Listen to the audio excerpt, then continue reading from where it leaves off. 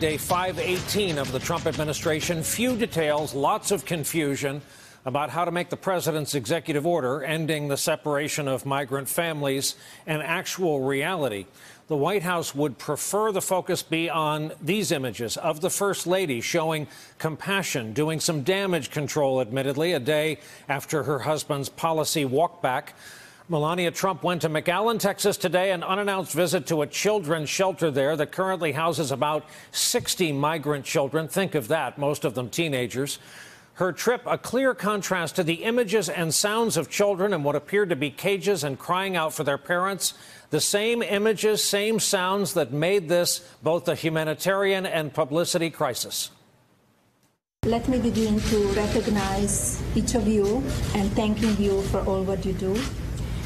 For your heroic work that you do every day and what you do for those children. I also like to ask you how I can help to these children to reunite with their families as quickly as possible. The visit was largely uneventful and well reviewed. As you heard there, the First Lady asked how she could help reunite children with their parents. Instead, though, the day will be remembered by a choice the First Lady made. Her choice in jackets on an 81-degree day in Washington. She wore a green military jacket printed on the back with the statement, "I really don't care, do you?" She did not wear it during her visit to the children's shelter. She did wear it getting on and off the plane at Andrews and was seen wearing it after her return to the White House en route to the West Wing.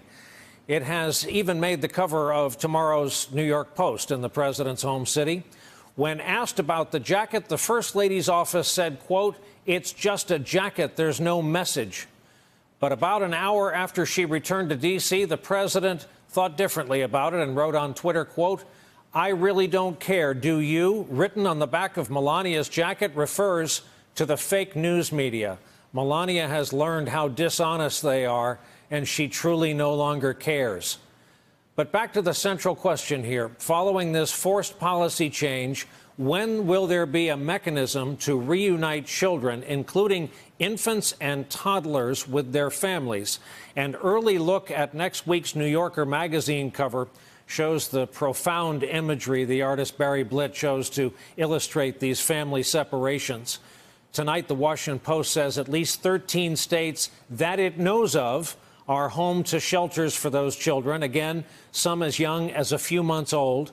Despite repeated requests, NBC News cameras have not been allowed inside any of the shelters around the country. The Department of Health and Human Services has released these new handout pictures. These are government-controlled pictures showing conditions inside facilities in Florida and Virginia, and that's all we know. Immigration and the executive order were on the agenda at today's cabinet meeting at the White House, where the president made sure to show toughness on immigration. I signed a very good executive order yesterday, but that's only limited. No matter how you cut it, it leads to separation ultimately. I'm directing HHS, DHS, and DOJ to work together to keep illegal immigrant families together during the immigration process and to reunite these previously separated groups. Mexico, by the way, is doing nothing for us. Nothing. They have the strongest immigration laws. They can do whatever they want. They can keep people out of Mexico. They have a 2,000-mile journey up Mexico. They walk through Mexico like it's walking through Central Park. Mexico is doing nothing for us except taking our money and sending us drugs. Meanwhile, NBC News has confirmed what was first reported by the Washington Post, that HHS has asked the Pentagon to house upwards of 20,000 migrant children on our military bases. Also, the Justice Department has asked a federal judge to allow the government to detain migrant families for long periods of time. Which brings us to Attorney General Jeff Sessions. Here he is speaking about the separation policy today and a few months back. The American people don't like the idea that we're separating families. We never really intended to do that. What we intended to do was to make sure that adults who bring children into the country are charged with the crime they've committed, instead of giving that special group of adults immunity from prosecution, which is what, in effect, we were doing. If you don't want your child to be separated, then don't bring them across the border illegally. It's not our fault. So with the Attorney General caught in a direct contradiction there, with the president telling the story his way, nothing from Congress today. Speaker Paul Ryan has delayed a vote on a compromise immigration bill as they hunt for that magic majority number of 218 votes. Let's bring in our leadoff panel, shall we, on a Thursday night. Todd Gilman, Washington bureau chief for the Dallas Morning News. He was a pool reporter today, traveling with the First Lady.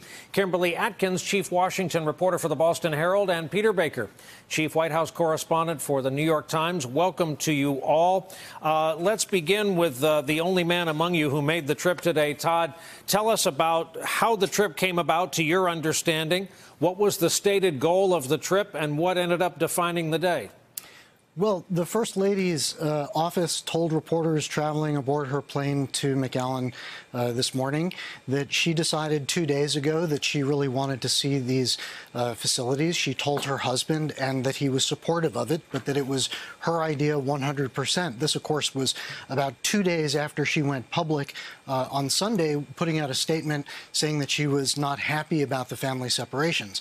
The press was assembled very secretly yesterday for this trip that began this morning.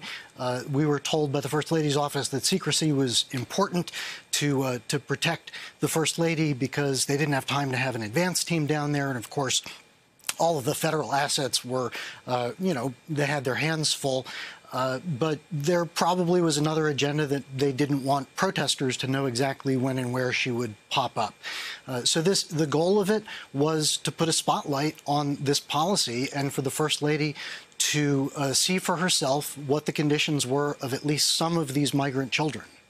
Kim, looking back at the First Lady's day, to quote a great man, was this a case of one step up and two steps back? You know, I don't doubt that the recent images and sounds of these children moved the First Lady, and that she was concerned about it, and that made her go down there. I think the issue over her wardrobe, which sort of took over social media today, is perhaps a Twitter troll for reporters to seize on, and so that makes me hesitant to do it. I thought the most interesting thing about the First Lady's trip, honestly, was the statement she put out afterwards, calling for bipartisan, comprehensive immigration reform. She made that call to Congress. She really should be making that call to her husband, because the closest that Congress came to tackling immigration reform at all, those efforts were completely torpedoed by President Trump. And now we have a Congress that is again hamstrung on this issue and chooses to refuse to move unless they have a bill that they are certain that the president will sign. Well, no one is certain of that the president will do anything. And so they are ceding their legislative authority to the White House. And so for her, after this trip, to sort of place this issue on Congress, Democrats and Republicans, I think was really puzzling when she's in the White House with the person who is in the biggest position to do something about this. Peter Baker, what's to stop this story from just dragging the way it is? People are still red hot over this. At airports around the country, these kinds of flash mobs form when flights arrive that activists think might be carrying children to a shelter in their area. And of course, these kids are now out there, and a lot of them are going to remain out there. A toddler can't tell you where they came from, their home address, their parents' names or cell phone numbers.